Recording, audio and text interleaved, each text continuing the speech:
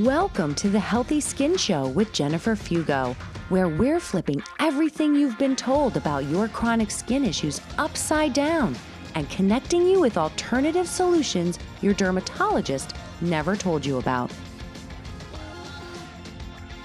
Welcome back to episode 231 of the Healthy Skin Show. Today's episode is a brief answer to a question I'm often asked about the use of biologic medications for chronic skin conditions. Basically, are biologic medications bad for you? Now, some might argue that I have no business discussing this since my scope of practice doesn't allow for me to prescribe medication. And I did honestly consider who I could have come on the show to answer this question, but then I realized that you're still going to ask me for my non-medical practitioner opinion anyway. So this episode is based on my understanding of how the medications work and what I've seen in my private practice clients. My opinion is something to consider, but ultimately your decision whether to use or not use a certain medication is between you and your doctor, after you have an informed discussion with them about the pros and cons of a specific medicine. Ultimately, my goal here is to provide perspective, not to tell you what to do, nor to shame you to use or not use a specific medicine. The choice is and always will be yours. Before sharing my opinion on this topic, context is important. My dad was an ophthalmic surgeon, being both an MD as well as a PhD. And we had a small but very busy private family-owned practice, which we closed at the end of 2019 because of my father's declining health. I worked for my dad while growing up, as well as after college, helping him directly with patients in the exam room, as well as overseeing his staff and handling medical billing for the practice. This was my life before starting my own practice and growing it to where it is now. So my opinion about whether we take or don't take medication is something that was instilled in me for years by my father, who was a very staunch advocate for informed consent. It didn't matter what drug or procedure was being considered for himself or me or anyone else in our family. The idea was that you should always understand the pros and cons of the procedure or medicine and have a conversation about it with your physician to help you make the best choice for yourself. I've taken that piece to heart and often hold space for clients who are trying to decide what's best for themselves. I don't believe that your choices should be based on appeasing someone else like myself or bowing to pressure placed on you by others. Feeling bullied or pressured by anyone on medication or procedure or whatever it involves in regards to your health is fundamentally wrong in my book.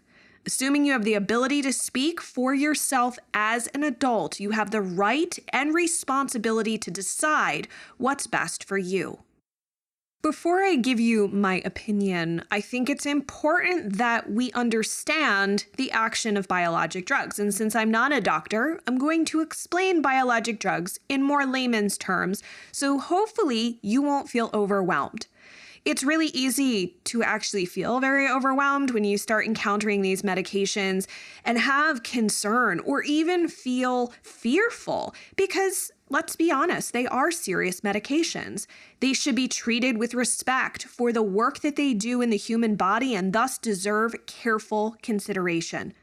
Biologic drugs for chronic skin issues like eczema and psoriasis work by blocking or interfering with specific parts of biochemical pathways involved with inflammation. Different biologic meds deal with different cytokines or parts of your immune system. They're not all the same.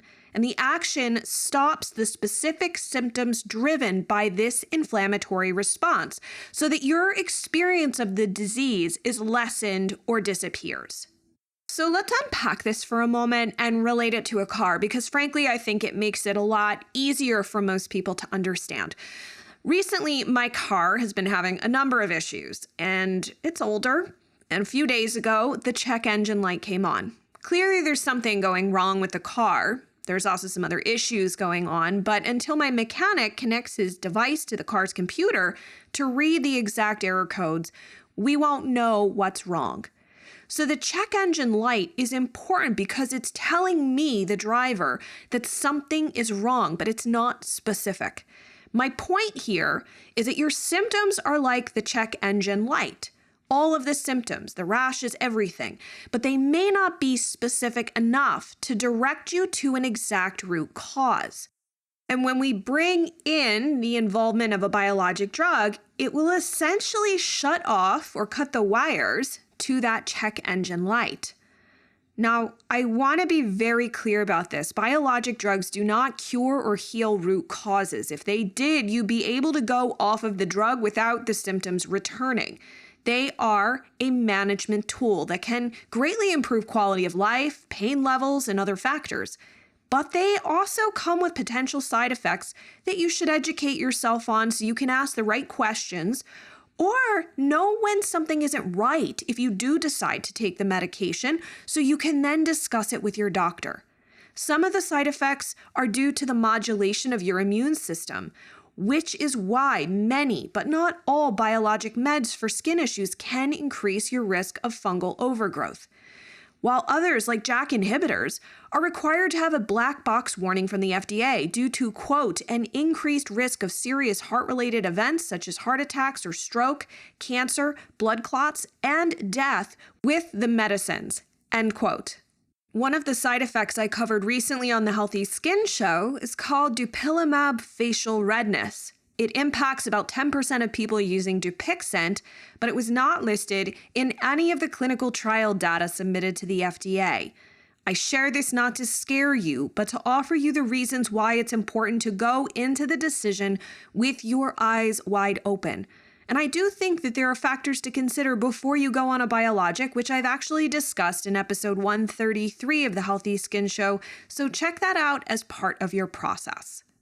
So with all that said, if you're wondering if biologic medications are bad, then I invite you to consider the following. Medications, including biologic drugs, definitely serve a time and a place, especially if you are truly suffering. Because let's be honest, it's not like you're going to win a prize for how much suffering you can endure. It's okay to essentially tap out for a while to improve your quality of life. Parents often share with me that they need some relief so that they can be present for their families and their kids, or to be able to support your family by being well enough to go to work, or even to improve your sleep, shift your mood, be in less pain, and even to just not have to think about your rashes every waking moment. The reasons are many and each is valid. Some people will choose to use biologics and go about their merry way, while others want an endpoint ahead where they want to get off of the medication, which involves the root cause work I talk about here on the Healthy Skin Show. Either way you choose is fine. Again, this is not my journey. You get to decide if taking a biologic to mask the symptoms for a period of time or forever is in line with your health values. And just for the record, you can absolutely work on root causes while on biologics. In my private clinic, we support many individuals on biologics with a goal to transition off of the medication without a severe rebound of their skin rashes and other associated complaints. So all is not lost. You don't lose out on doing the deeper root cause work just because you're on a biologic or you're thinking about going on one. And just make sure that you don't rush into the decision. Ask questions. Read up on the potential side effects. Ask more questions. Consider your state of mind, your level of suffering, and your quality of life. Factor in your overall health as well as how motivated you are to make changes. And set goals if it seems appropriate for you based on your own health values about the road ahead. Ultimately, whatever you choose is the best decision for you. There's too much shaming and fear-mongering that can make it difficult for many of us to advocate for ourselves as best we can and trust in the decisions that we make.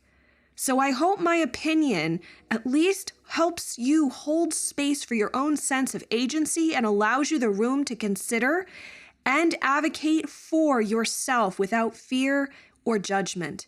It's your journey, and I truly believe that only you know what's best for you. If you've got any questions or thoughts to share about this topic, or you want to check out that information from the FDA, head on over to skinterrupt.com/231 so we can keep the conversation going. Then take a moment to share this episode with someone you know who's facing this decision about whether to use or not use a biologic, so that way they can decide what's best for them. And lastly, head on over to your podcast platform of choice, rate and review the Healthy Skin Show, and then hit the subscribe button so you can tune in each week for new research, strategies, tips you might not have heard of yet, and inspiration. And if you're on Instagram, let's connect there. I'm at Jennifer Fugo. Thank you so much for tuning in, and I look forward to seeing you in the next episode.